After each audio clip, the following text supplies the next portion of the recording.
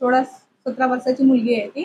तर तिचे जे मित्र, तिचा जो मित्र होता तिच्या मोहल्ल्यातीलच, तो तिला प्रेमाने बोलायचा. आधी ते फिरायला जायचे, त्यानंतर तिला ते बियर प्यायला, सिगरेट प्यायला शिकवलं. त्याच्यानंतर ड्रग्ज घ्यायला शिकले ते लोक. ती त्याच्या आहारी गेली पूर्णपणे. मग आहारी गेल्यानंतर ती त्याच्यासोबत बाकीचे वगैरे पण करायची. पण तिला ती इतकी सवय झाली की तिला काही माहीतच नाही की तिच्यासोबत घडत काय आहे. ती जास्त वेळ ते बिना व्यसनची राहू शकत नव्हती.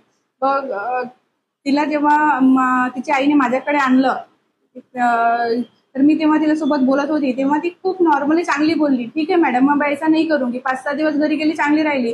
पण तिला जेव्हा ते आठवलं, त्याला मुलाला बघितलं तिने, तिला सिगरेट प्यायची इच्छा झाली, मग गेली. मग ती त्याच्यासोबत 2 दिवस गायब राहिली.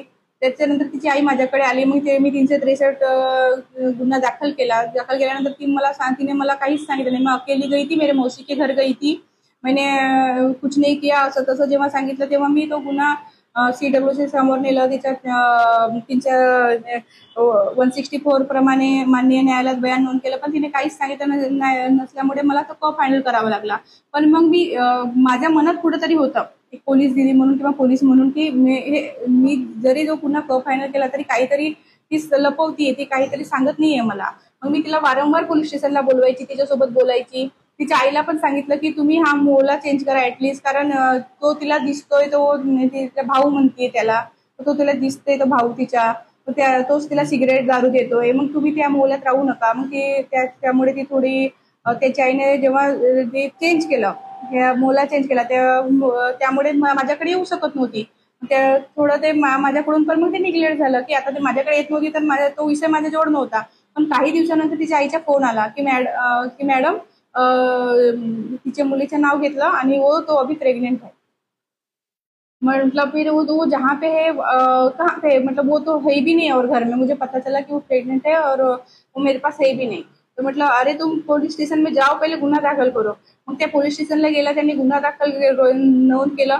तेव्हा मग मी पूर्ण आपला साईड बाय साईड इन्व्हेस्टिगेशन जेव्हा चालू ठेवलं, मी तिच्या जिथं ती जुनी राहत होती तिकडे गेली. तिथं मुलांना आपल्या विश्वासात घेतलं.